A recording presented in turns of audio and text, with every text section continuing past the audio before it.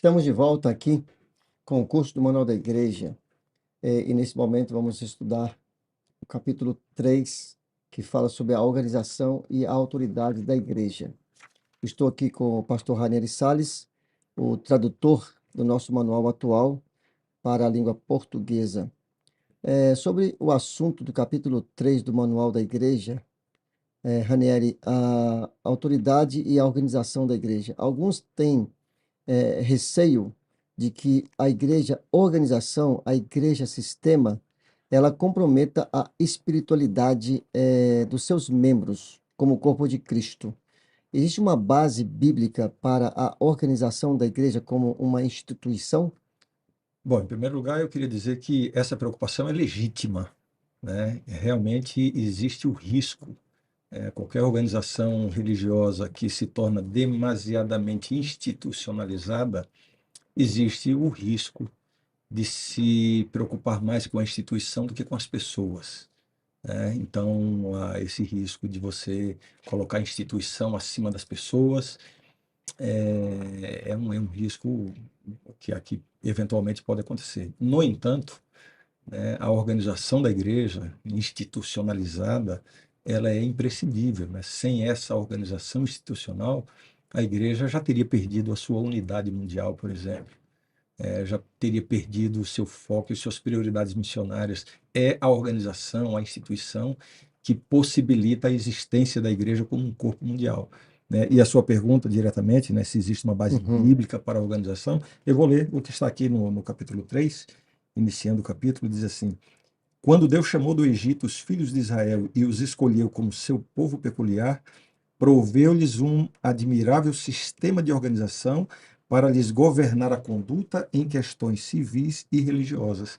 Então você vê que quando Deus escolheu o seu povo, ele não deixou à mercê, né, que eles se virassem, que eles tocassem as questões, enfim, da maneira como eles bem quisessem. Deus estabeleceu um princípio, né? Moisés, diz o texto aqui, Moisés desempenhava o papel de líder visível do povo, indicado pelo Senhor para administrar as leis em seu nome.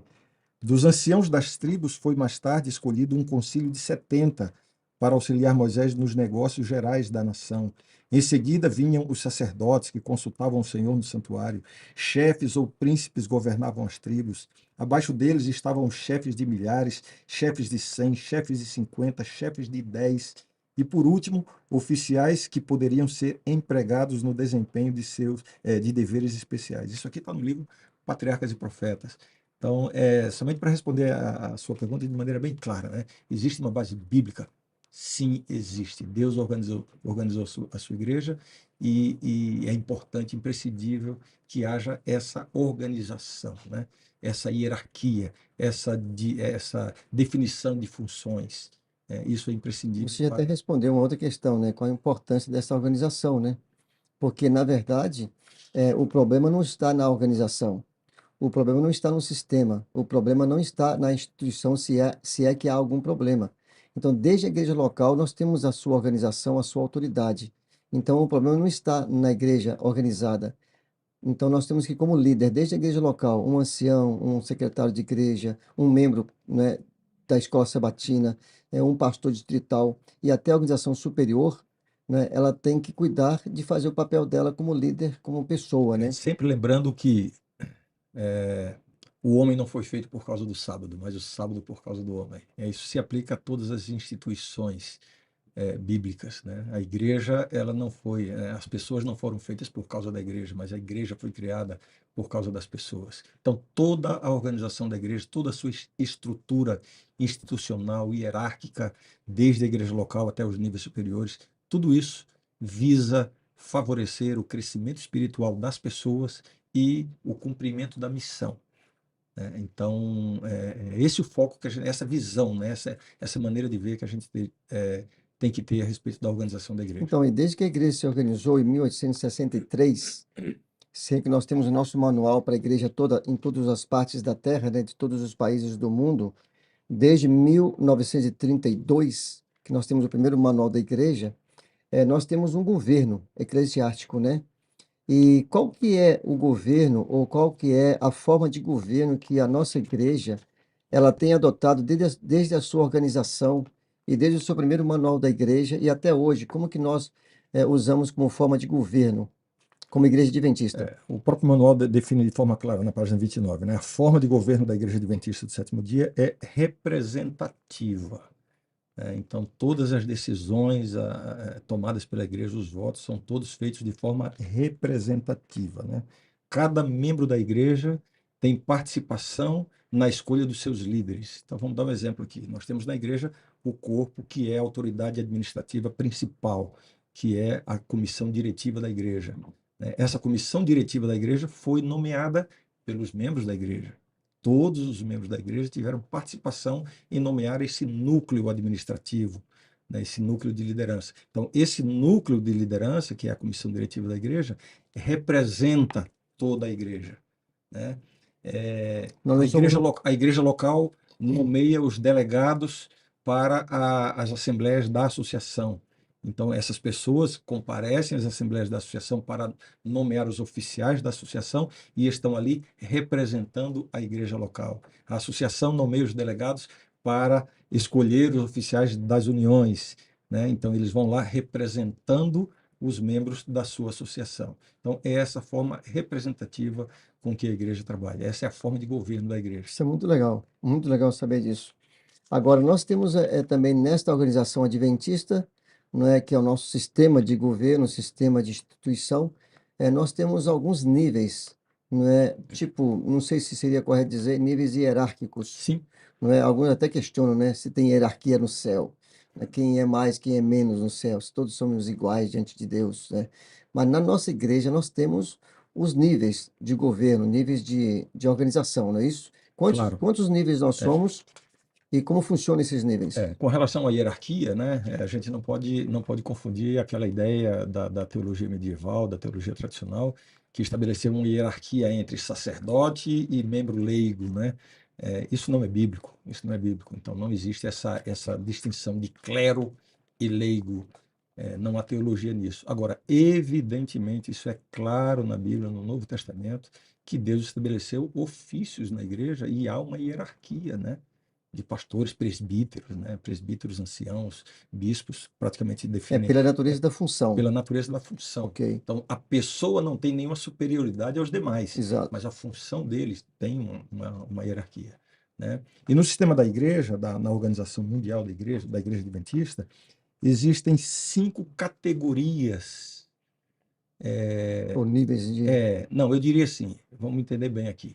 Existem 5 categorias hierárquicas que se dividem em 4 níveis hierárquicos, Ah, ok. tá bom? Eu vou Uhum, explicar. O Manual da certo. Igreja numera as 5 categorias. Quais são? A igreja local, então é o primeiro nível hierárquico, A base, é né? a base, né? Digamos assim, é o front, né? Onde a coisa acontece, né? Onde a missão acontece através da igreja local.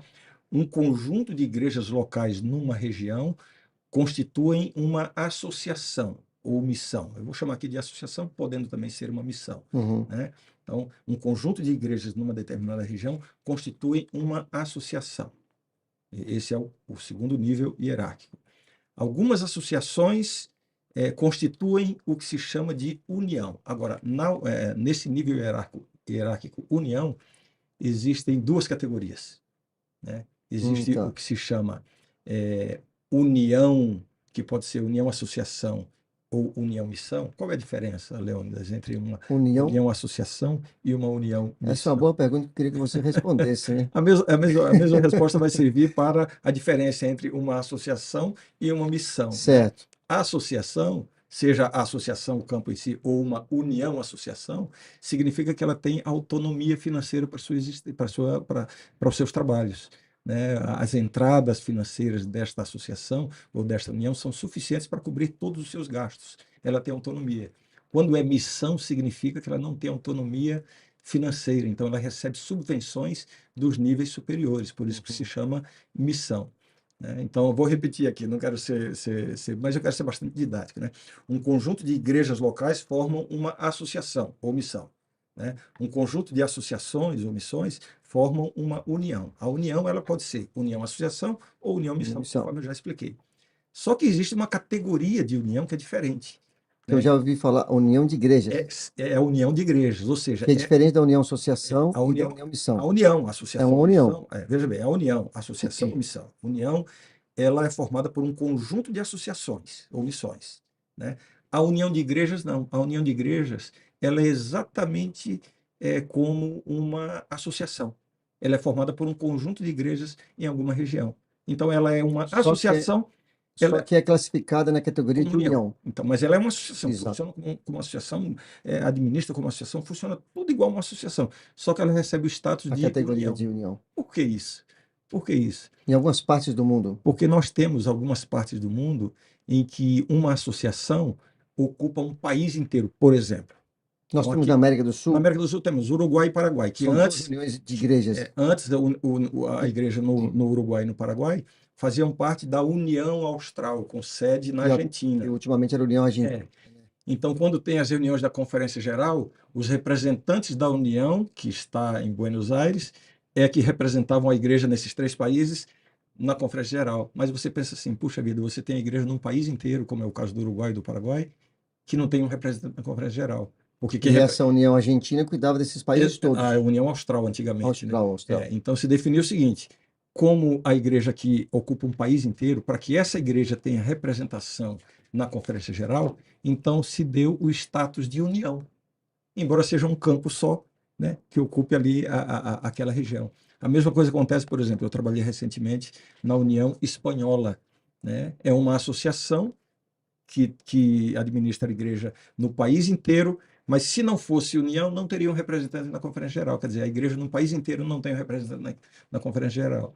Então, nesses casos, se dá o status de união de igrejas, ou seja, é uma associação que recebe o status de união, né? Legal. Então, mas isso aí está no nível da união. Por isso que eu disse, são 5 categorias e 4 E níveis. depois da união? Veja bem, igreja local, associação, união, que pode ser união de igrejas ou união, associação ou missão, e um conjunto de uniões, aliás, todas as uniões do mundo, né, se reportam diretamente ao nível mais avançado ou mais superior que existe na Igreja Mundial, que é a Associação Geral e as suas divisões. E aqui um esclarecimento, Leônidas.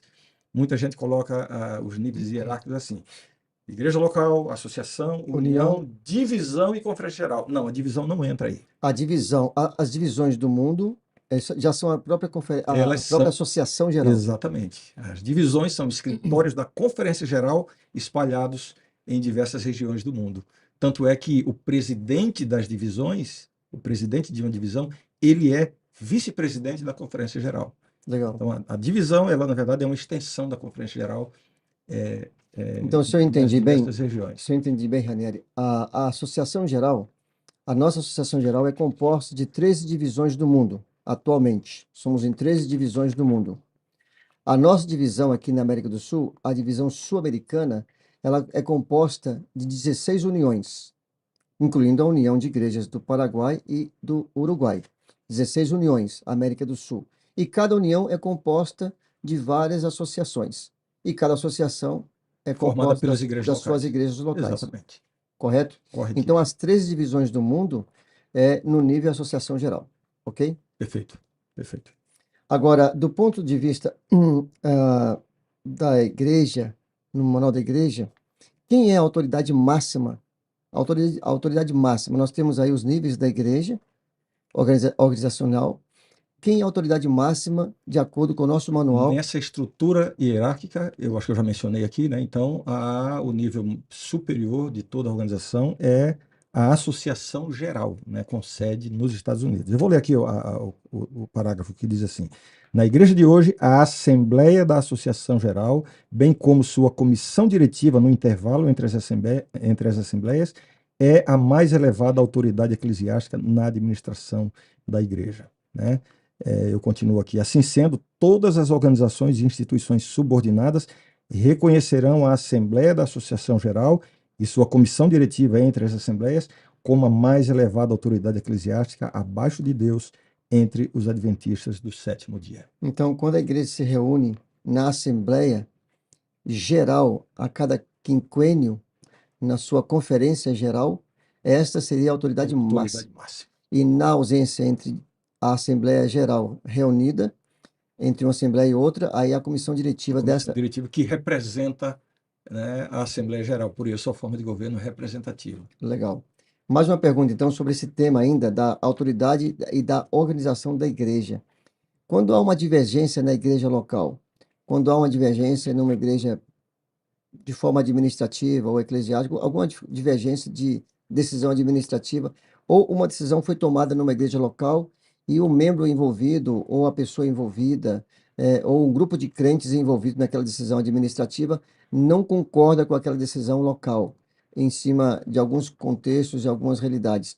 Há uma solução para o problema? Quem resolve um problema de que a igreja Sim. local não consegue resolver e não agrada a resolução daquele problema diante de uma situação de envolver um membro ou a família daquela igreja? Claro, a Igreja Não Adventista, sei se deixei sim, a confuso. Igreja Adventista evita tomar decisões arbitrárias. Então, quando existe uma questão e existe uma base consistente para se questionar essa decisão, seja uma questão administrativa, um procedimento, ou até mesmo uma disciplina da igreja, o membro pode questionar, pode argumentar. Se ele tiver uma base para questionar, se a igreja não atende à demanda, então ele pode recorrer ao primeiro nível superior, que é a associação. E a associação vai fazer a intermediação dessa questão. Se não se resolve nesse nível, pode recorrer ao nível superior, até chegar a um nível que a decisão final seja dada, né? Então, se a associação der a palavra final, ou se a união der a palavra final, então essa será a decisão que será aplicada pela igreja local.